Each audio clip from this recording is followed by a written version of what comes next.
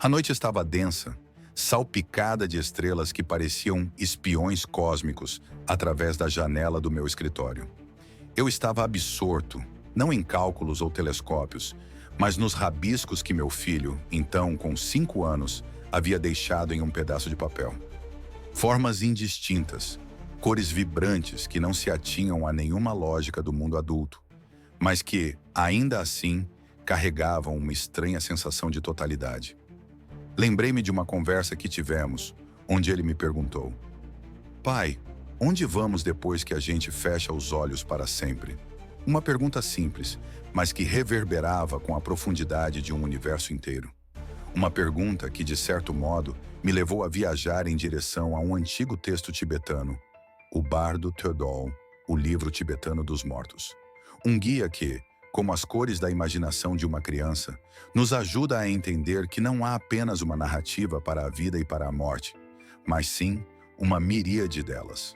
Aquela noite, a inocência da pergunta de meu filho abriu um portal para um mundo de sabedoria antiga que ecoava com as mesmas questões que sempre me assombraram enquanto contemplava as vastas extensões do cosmos. Era como se, em sua simplicidade, ele tivesse destravado uma porta que eu não sabia que estava fechada. Um convite para explorar o desconhecido, tanto o interior quanto o exterior. O Bardo Theodol não é um manual de rituais sombrios como seu título talvez sugira. Pelo contrário, é uma cartografia da consciência, um mapa dos estados de transição que experimentamos entre a vida, a morte e o renascimento. É uma obra que emergiu das profundezas da cultura tibetana, um farol de sabedoria que, curiosamente, encontrou ressonância em nosso mundo moderno. Foi escrito por volta do século VIII, um tempo distante em nossa linha do tempo, mas ainda tão próximo em sua busca pela compreensão do que realmente significa ser humano. Hoje, quando a ciência nos leva cada vez mais longe nas fronteiras do cosmos, é crucial reconhecer também a importância de explorar as fronteiras da nossa própria consciência. O Bardo Theodol não é apenas um texto para monges ou praticantes budistas, mas sim uma fonte de conhecimento que pode enriquecer a vida de qualquer pessoa que se atreva a questionar o sentido da existência. Este texto nos apresenta o conceito de bardo, que é essencialmente um estado de transição. Mas o que isso realmente significa? Não é apenas sobre o período entre a morte e o renascimento, como muitas vezes se pensa. Bardo é a lacuna, o intervalo, o instante de mudança. Pode ser o espaço entre dois pensamentos, a pausa entre duas respirações, o momento em que deixamos um emprego e procuramos outro. É onde o velho se dissolve e o novo começa a surgir. Assim, o conceito de bardo não é apenas sobre a morte, mas sobre todos os momentos de transição da vida. Uma dança perpétua entre o conhecido e o desconhecido, entre o familiar e o surpreendente. E é nessa dança que reside a beleza e a complexidade da existência humana. É o intervalo entre o passado e o futuro, o breve instante em que somos confrontados com a vastidão do presente. Assim como o silêncio entre as notas de uma música, os bardos são os espaços que dão sentido e forma a nossa experiência. Eles são os portais para novas possibilidades, os locais de transformação e crescimento. Na tradição tibetana, identificamos 6 tipos principais de bardo. O primeiro é o bardo do nascimento, o estado da vida que conhecemos tão bem, com seus desafios e alegrias, seus ritmos e pausas. É a nossa experiência cotidiana, a trama complexa de relações, trabalhos e aspirações que moldam a nossa identidade. O bardo do nascimento é a história que contamos sobre nós mesmos, as experiências que nos definem, mas que também nos limitam. Depois vem o bardo do sonho, um mundo onde a lógica se desfaz e a realidade se torna maleável. Um lembrete constante de que nossa experiência do mundo é apenas uma interpretação, uma construção da mente. No mundo dos sonhos, o véu da racionalidade se levanta e a nossa mente pode expressar-se livremente, explorando os recantos mais profundos do nosso inconsciente. É um laboratório onde as leis da física não se aplicam e onde podemos experimentar a liberdade da imaginação. O terceiro é o bardo da meditação, um estado de consciência concentrada, onde mergulhamos nas profundezas da mente, buscando a clareza e a paz interior. A meditação é um farol em meio à tempestade da vida, um porto seguro onde podemos encontrar a tranquilidade interior. É um refúgio para a mente agitada, um espaço de silêncio onde a nossa essência pode se revelar. O quarto é o bardo do momento da morte, um instante crucial em que nosso corpo se desfaz e nossa consciência se liberta, como um pássaro que escapa de sua gaiola. É um momento de grande transformação, onde abandonamos a nossa identidade e nos fundimos com a vastidão da existência. O bardo do momento da morte é o maior mistério, mas também a maior oportunidade, um portal para o desconhecido. Depois temos o bardo da realidade última, um estado de pura luz e potencialidade, onde nossa verdadeira natureza se revela. É um oceano de consciência pura, onde a nossa individualidade se dissolve na totalidade do ser. O bardo da realidade última é a experiência da verdade última, da unidade de todas as coisas, a dissolução da ilusão da separação. E, por fim, o bardo do devir, o período em que nos preparamos para um novo renascimento, moldados pelas ações de nossas vidas passadas. É como um intervalo entre uma peça teatral e outra, um tempo de reflexão e planejamento, onde o karma nos impulsiona para o nosso próximo ato. Essa visão cíclica da existência, um padrão de mortes e renascimentos, não é apenas um conceito abstrato. É uma metáfora para o ciclo perpétuo da vida, uma dança cósmica de mudança e transformação. Curiosamente, a psicologia moderna nos oferece paralelos fascinantes a essa visão. O processo de luto, por exemplo, pode ser visto como um tipo de bardo, um período de transição entre a perda e a aceitação, o fim de uma relação e o início de uma nova fase, assim como a transição entre a adolescência e a vida adulta, ou mesmo a mudança entre diferentes fases de um projeto. O bardo Theodol, portanto, pode nos ajudar a entender que a mudança não é algo a ser temido, mas sim uma parte intrínseca da experiência humana. Cada transição, cada bardo, é uma oportunidade para aprendizado, para crescimento e para uma nova compreensão de nós mesmos e do mundo ao nosso redor. É como se a vida fosse um rio que flui constantemente, e os bardos são as corredeiras que nos impulsionam para a frente, nos transformando em cada passo do caminho.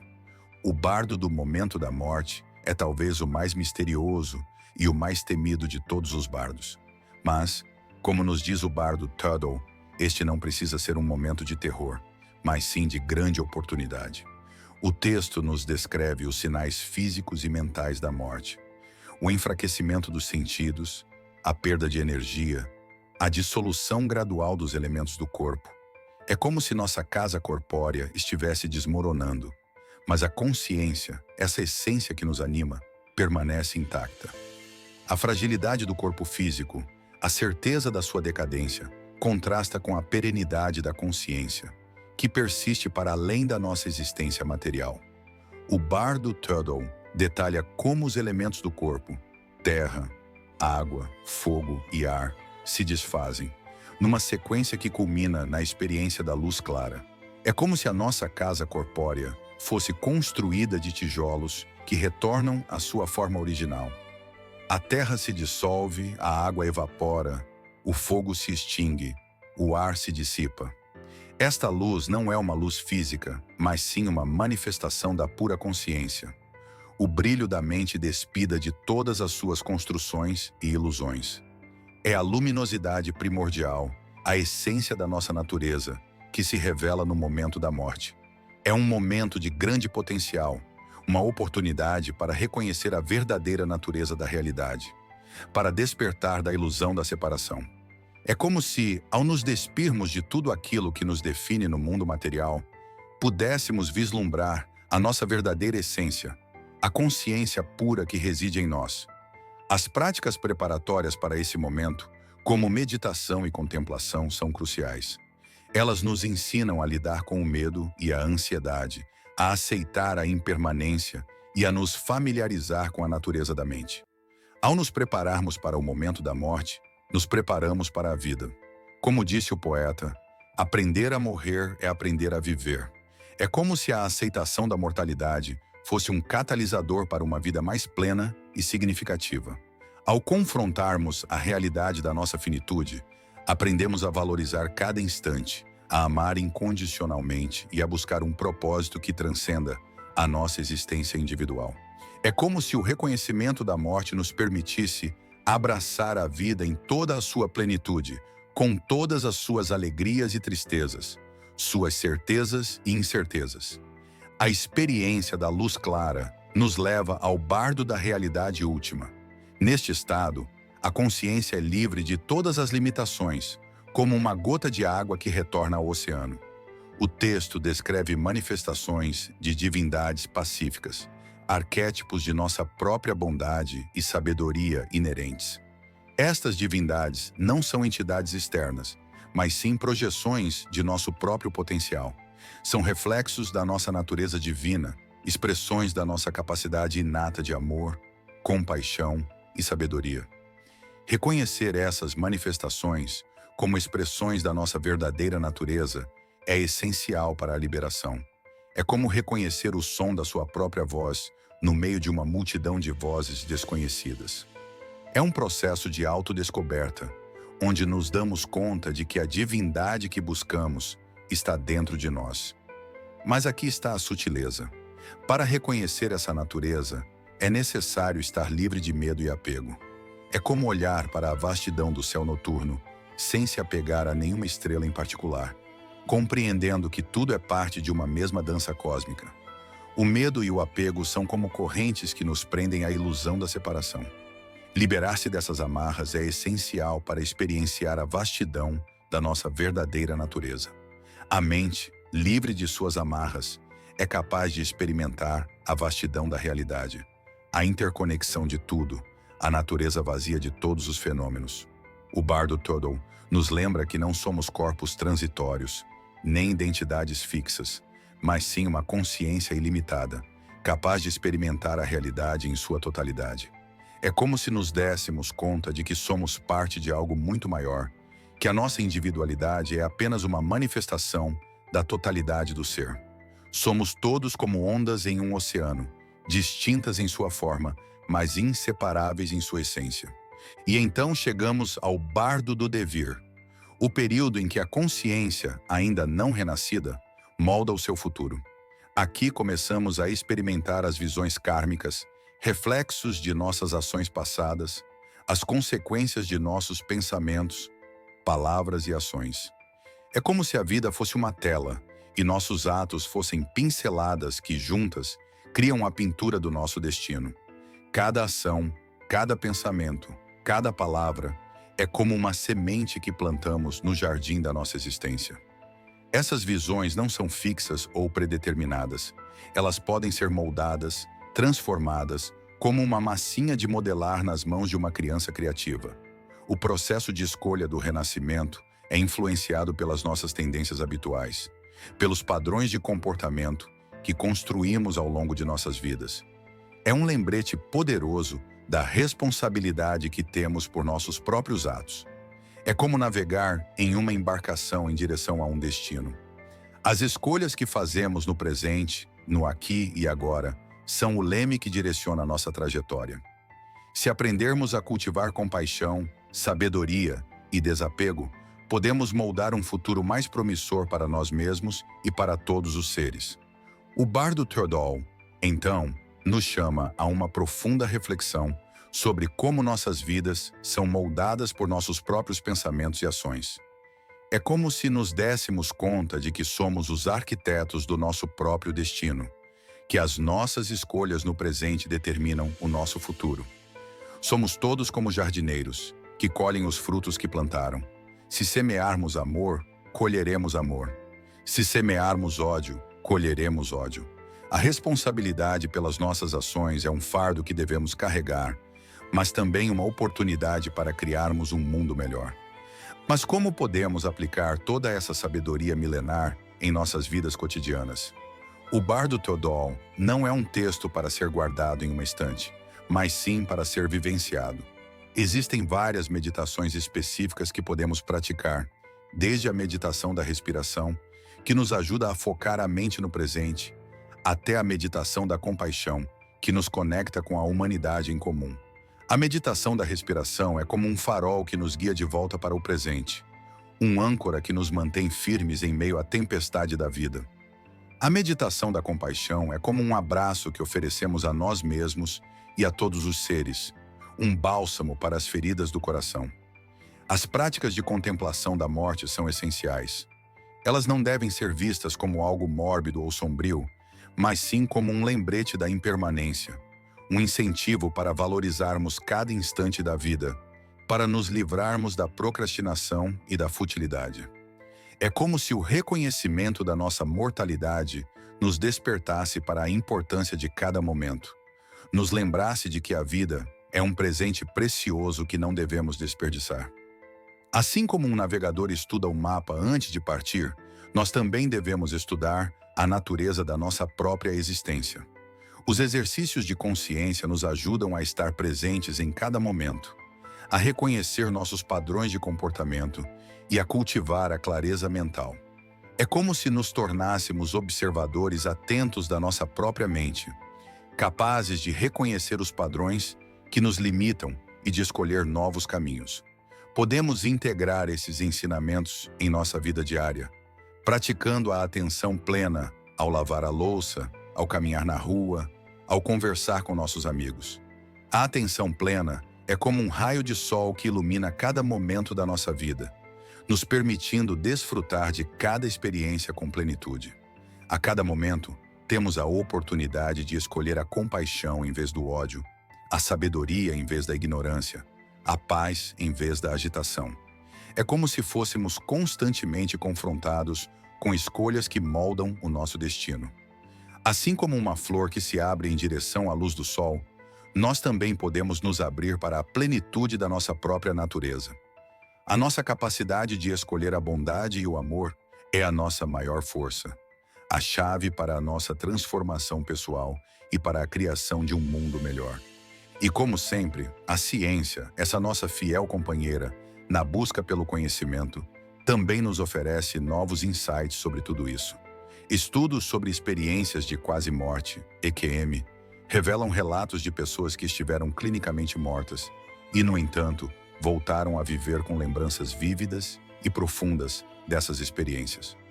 Muitos descrevem a sensação de deixar o corpo, a percepção de uma luz brilhante, o encontro com entes queridos falecidos.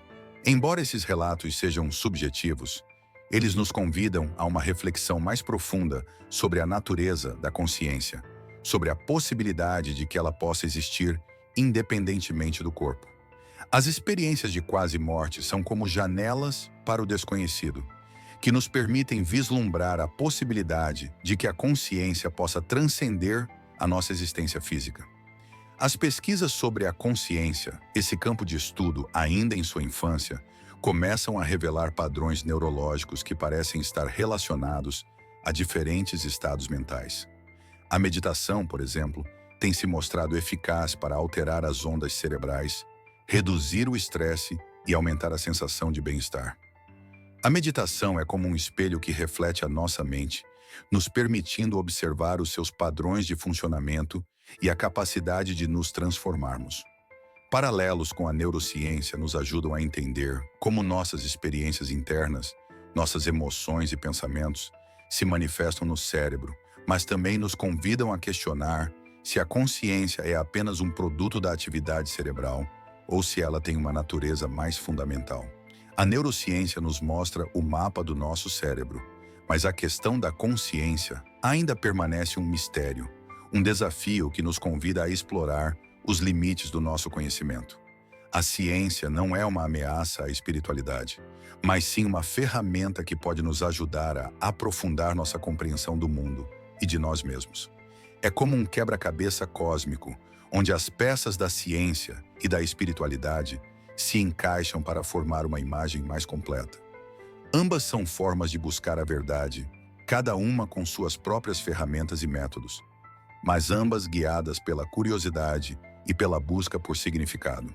A ciência nos ajuda a entender o como, enquanto a espiritualidade nos ajuda a entender o porquê.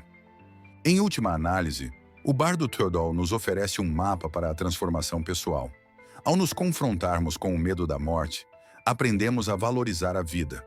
Ao reconhecermos a impermanência, nos desapegamos das ilusões. Ao cultivarmos a compaixão, nos conectamos com a humanidade em comum.